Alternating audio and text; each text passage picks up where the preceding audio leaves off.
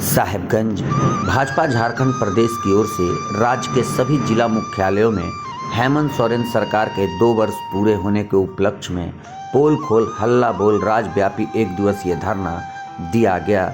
इसी कड़ी में साहेबगंज जिला भाजपा की ओर से स्टेशन चौक पर जिला अध्यक्ष राम दरस के यादव के अध्यक्षता में धरना दिया गया। साथ ही राज्य के कल्याण एवं विकास हेतु धरना स्थल पर वैदिक मंत्रोच्चारण के साथ हवन भी किया गया।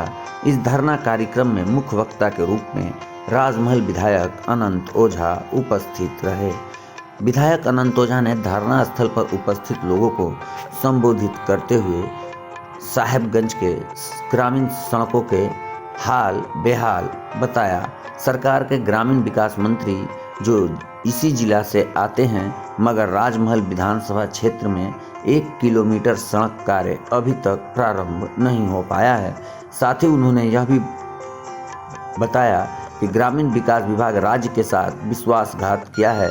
अभी तक अपने बजट का मात्र 11% की राशि खर्च कर पाई है, जबकि इस साल का बजट का मात्र 2 महीने बचे हैं। साहेबगंज के सड़कों का हाल देखिए, चाहे मिर्जा चौकी से राजमहल हो, साहेबगंज से लिट्टीपाड़ा की सड़कें हो, सभी का हाल बेहाल है।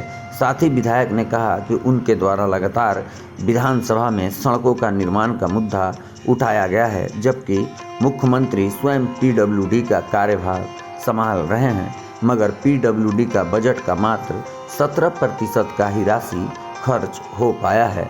साथ ही उन्होंने स्वास्थ्य पर भी कड़ी टिप्पणी करते हुए बताया कि जिला का स्वास्थ्य व्यवस्था बदहाल स्थिति में है, मगर सरकार स्वास्थ्य बजट का मात्र 27% की राशि अभी तक खर्च कर पाई है। साथ ही यह भी बोला कि अब आम नागरिकों का दिया हुआ खून भी बेचने का काम कर रही है। स्वास्थ्य मंत्री ने अपने बजट भाषण में साहेबगंज को सुपर स्पेशलिस्ट अस्पताल बनाने की बात विधानसभा में कही थी, मगर 1 साल बीत जाने पर भी कोई ठोस काम नहीं हो पाया।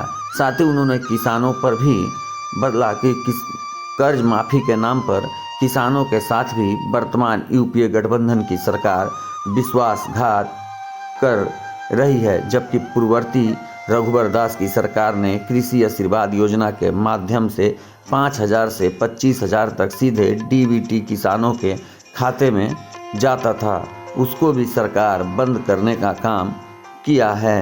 साथ ही सरकार ने विकास की एक नई गाथा लिखने का जो काम किया था, एक विकास का नया अध्याय लिखने का जो काम किया था, उस अध्याय को भी सरकार ने रोकने का काम किया है। और ये स्थिति न केवल साहेबगंज का है, ये स्थिति पूरे झारखंड का हो रहा है।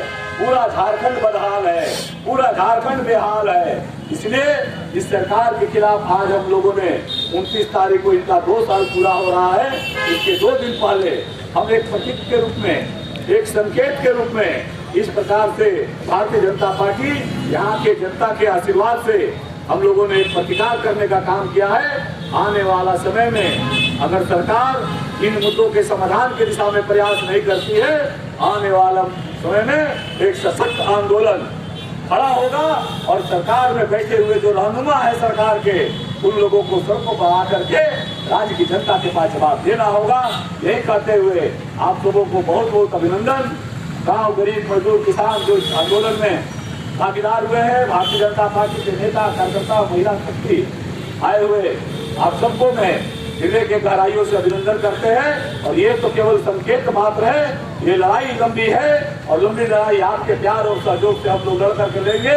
इस क्षेत्र के अंदर जो विकास की धारा हमने शुरू किया था, हमने एक यात्रा किया था जो असंभव था। लोग कहते थे ये कभी हो नहीं सकता है, गायक के रूप में वोट मांगने के समय आ रहे थे। याद करिए वो दिन, मैं जब चुनाव में 2014 में आया था, मैंने आपसे सीधे कहा था कि अगर मेरे कार्यकाल में गंगा पुल का काम चालू नहीं हो पाया, ये अनंत ओझा आपके दरवाजे पर वोट मांगने नहीं आएगा। ये वादा किया था कि नहीं किया था मैंने? आज वो सपना याद करके देखिए। हमारे विरोधी लोग कहते थे कि ये विधायक जी कर दिए, प्रधानमंत्री को लाकर करवा दिए, कहाँ गंगा पुल बन रहा है। उन विपक्ष के साथियों को बोलना चाहते हैं, बड़ी विनम्रता से बोलना चाहते हैं, वही कहते हैं इन वादों को हम पूरा करते हैं। आज जा करके देखिए तेजी से काम चल रहा है। आज जा करके देखिए राजमहल में ग्रिड का काम तैयार हो गया। भारतीय जनता पार्टी झारखंड प्रदेश के निर्देश पर पूरे राज्य में भारतीय जनता पार्टी के कार्यकर्ता राज्य की जनता को साथ लेकर के और यूपीए सरकार जो हेमंत सोरेन जी के नेतृत्व में चल रही है, इस सरकार के 2 वर्ष पूरे होने पर जो आज झारखंड बदहाल है, इसको लेकर के पोल खोल हल्ला बोल कार्यक्रम के तहत हम सब लोग यहाँ धरना पर बैठे हैं। और जिस प्रकार से सरकार के द्वारा लगातार संवेदन शून्यता का वातावरण पैदा किया जा रहा है, राज्य में जहाँ एक और विकास पूरा ठप पड़ा हुआ है, युवाओं का रोजगार जो पूर्ववर्ती रघुवर दास सरकार में नए रोजगार के अवसर मिले थे, या तो उसको बंद कर दिया गया या पिछले दरवाजे से उसको रोकने का काम चल रहा है।